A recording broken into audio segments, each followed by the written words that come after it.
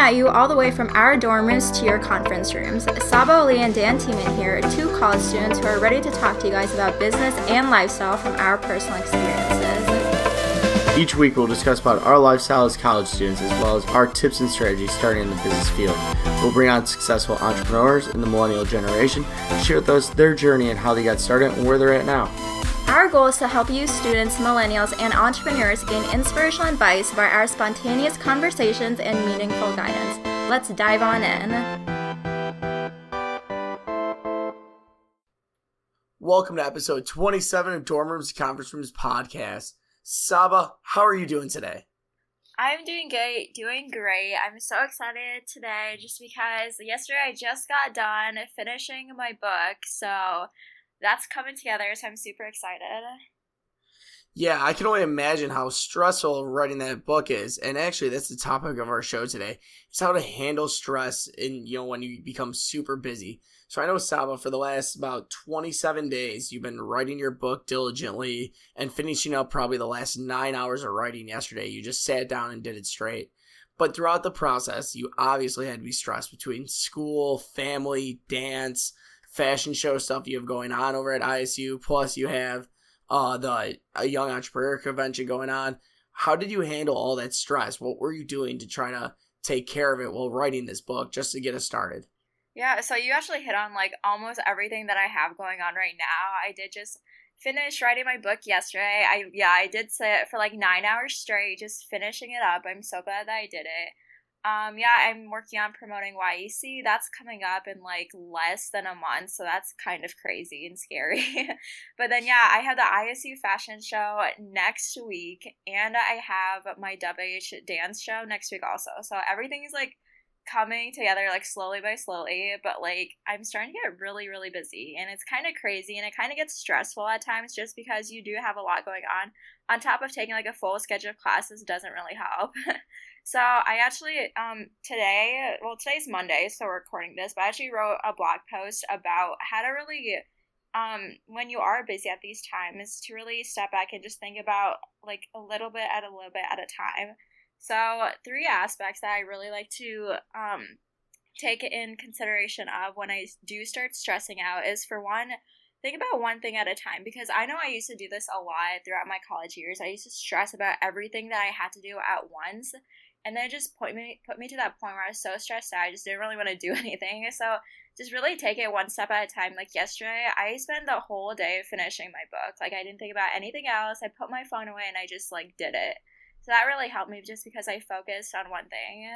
And then as for helps, I know a lot of people have helped me throughout doing my book and just helping me with YEC and stuff like that. I mean, you don't have to ask for that much help, but just for feedback. I know I stress about, so for my book, I'm trying to figure out my cover art, and it's sometimes really hard to figure that out because I'm really picky on fonts and stuff like that. But I posted on Facebook, and then I got a lot of help and feedback from just doing that simple thing. So I mean, ask for help when you're stressed out, because a lot of people, they don't do that just because they want to do it all themselves. But then when you do that, you get stressed out, and then that's never good. And then also, always take time for yourself. So even if it is just going to go work out for 30 minutes or just relaxing for a little bit, talking to your friends, you always need that little bit of relaxation when you are working, just so you don't get crazy in the head. So always make time to do that, because that's really important. Yeah, some great points there. I mean, there's so many different ways to counteract stress and how to become more relaxed and, just kind of take away from everything. So some of the things that I do when I start to get really stressed out, just by being able to, handle sports right now, being in lacrosse season, being able to handle school, business-wise, plus just, having a girlfriend and something else on top of it as well, because you have to show her, some love too, and have to show her the best time. So what I kind of do is I, go into the weight room every day for about an hour, get a workout in. It kind of helps me unwind at the end of every day. So I do that at night to help me relax. And then, like you said, always take some time for yourself. So I always take, maybe a half hour to another hour, probably a half hour about, really, just because I have so much other stuff going on. Just to unwind, take some time for myself, whether it's just reading a book, whether it's just kind of, sitting back, meditating about the day, what's going on, what I have going on, and just kind of letting everything sink in and letting yourself relax. Like, that's huge. Like, I always believe in, taking time for yourself, whether it's on a weekend or whether it's during the week. You always need to have time for yourself, just because if you don't, like Sabah said, you will go crazy in the head. And it's just something that I personally always need, is just some little personal time, some stepping away from someone else. So, Sabah, writing the book though, like how did you do that? So it took you about 27 days, 26 days to do. How did you break it down so it wouldn't be too much? So how many chapters are in the book, and then how did you break down how much of the book you would write per day? Yeah, so my entire book, it has 11 chapters. So before I even started writing my book, so I started March 1st, but before I even did any of that, I literally laid out how many chapters I would write like a week. So I set mini goals. By each Friday, I would get this many chapters done. So that way, it really helped me pace myself, so I'm not like cramming it when I get to like the really end. So like for me, I did pace out pretty well, but I know towards the end I crammed just a little bit, considering I sat and wrote for 9 hours straight yesterday.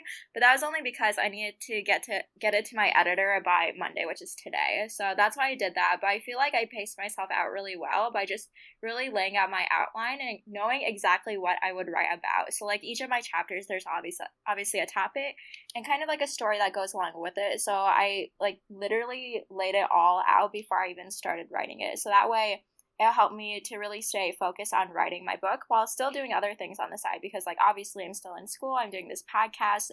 So it really helped me like not get super stressed out about writing a book, because I mean, writing a book, it is a lot of fun, but I mean, it can be a lot of work if you don't lay out your days right and stuff like that. Yeah, and another thing, Eckhart Tolle says stress is caused by being here but wanting to be there. So, something to think about is we have to live in the present. Like, you can't do anything to, get to the future faster. There's 24 hours in a day, so you're always going to have to wait those 24 hours to get to tomorrow. But remember that you could set yourself up for tomorrow by working really hard today and working very diligently. So what Sabah could have done is she might have been stressed because, she knew in 30 days it had to be done and she wanted to be done in 30 days. But instead, she took it day by day, letting herself build up until it was finally done. And that's what you have to think about. Live in the moment. Don't live in the future. Think about it. Know where you want to go. But you always have to remember you have to take it one day at a time. Yeah, definitely. And then going off of that, when you do take it one day at a time, you need to focus on being productive instead of busy. So Tim Ferriss said that, and I really like that quote just because a lot of people, they think about like everything they have to do at once. They're like, oh my gosh, I'm so busy. But like throughout doing all that, they really don't get anything done because there's so stress about doing everything at once. So they're not actually being productive.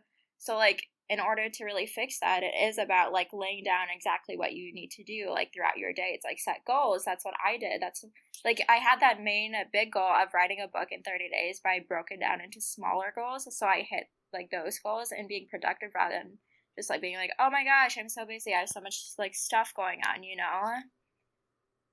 Yeah, I mean, I write down my goals, for the day every single day, and I kind of write down like a schedule list too as well. So I write down like the main goals that I want to accomplish for the day, the night before, and then I also write down like my schedule for the day. So what time I want to wake up by, what I want to do between, waking up in class, what I want to get done, when I'm going to eat, and when I'm going to, when I have practice, and then what I'm going to do after practice, just because I like my day planned out, because then I know exactly what I need to get done and how it's going to work. And it gives me, opportunity to know, like, if something needs to, jump on, if we want to do a podcast really quick, or if somebody asks me to hop on another podcast, that I, some flexibility in my day as well by knowing what I have to get done, so I can move some things around too. It doesn't, make me sit down and exactly, this is what has to be done, but it lets me know what I have to get done by the end of the day. For sure, for sure. And also, like, I enjoy staying busy just because it really, like, makes me get focused on really what I want to do in life. I know a lot of people, like, once they do get busy, they're like, okay, I need to stop doing a couple of things just so I can, like, focus on myself, which is great. But then at the same time, I just like to do a lot of things that really help me stay focused on my, like, main goal in life. So I know in my blog I talked about, like, doing that as well as, like, being busy is like still a good thing. It's not always a bad thing because it helps you really get better at your time management skills also. which I do hit on in my book also. So, I mean, staying busy isn't always like a bad thing. So, Saba, when you say stay busy, how do you like plan out your day almost? Do you have so much time per thing per day? So do you spend maybe an hour working on YEC, then spend another hour on the fashion show, and then an hour on your book? Like, how did you almost break down your time? Did you rank it by priority of the day, or what did you do exactly? So yeah, I actually do like a little bit of like all of those things that you just said. So I like to really see which things are due first. So obviously my book is my main priority right now, just because in less than a week I'm gonna have it up like on Amazon. So that's like the main thing that I had to get done first. And then obviously next week is the ISU fashion show, so I just need to put time into that. And then there's YEC in less than a month. So I mean, I still make time every day to do even like a smidge of all the goals I have to do, but I take more time out of my day to do the stuff that is like due sooner. So obviously, like I did all my book yesterday. Today I'll probably be searching a little bit on Amazon just to see which categories I want to put my book under in. But then I'm still going to be promoting for YEC and just getting ready for the fashion show. So it's just, you really need to know which main things are more important and getting done first, and then thinking about your other things. Little side topic here. So Saba, give our listeners a little bit why you're searching what category to go into. Yeah, so when I made the goal of writing a book in 30 days, I also made the goal of making it an Amazon bestseller. So Laura Peterson, she did that in 30 days, and she made an Amazon bestseller. So she's been coaching me actually throughout this entire process of just really learning how to search through categories in Amazon to really find the best one that fits your book. So for me, obviously, it's about college students and really lifestyle. So it's not directed only towards like entrepreneurship. So I should probably be looking at categories such as like college, like self-help type of book, or like college guides and stuff. So like Laura, she actually helped me like go on Amazon and then type like those keywords in and find books that have topics on that, and then we get to see like which ranking they are in like different categories.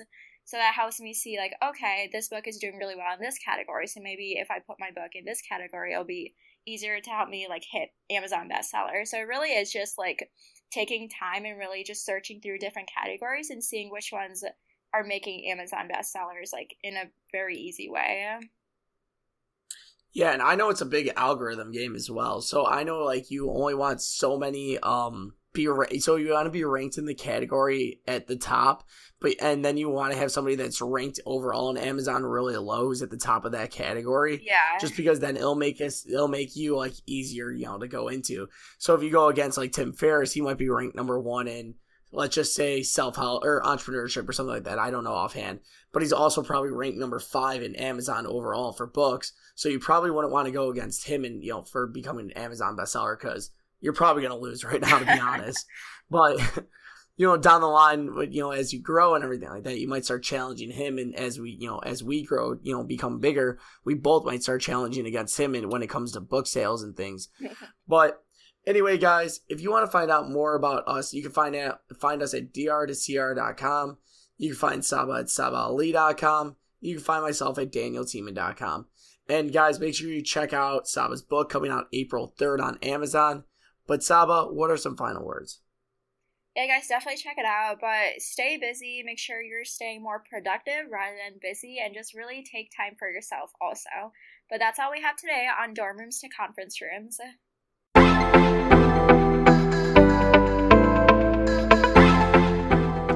Thank you for listening to this week's episode of Dorm Rooms and Conference Rooms. Don't forget to subscribe.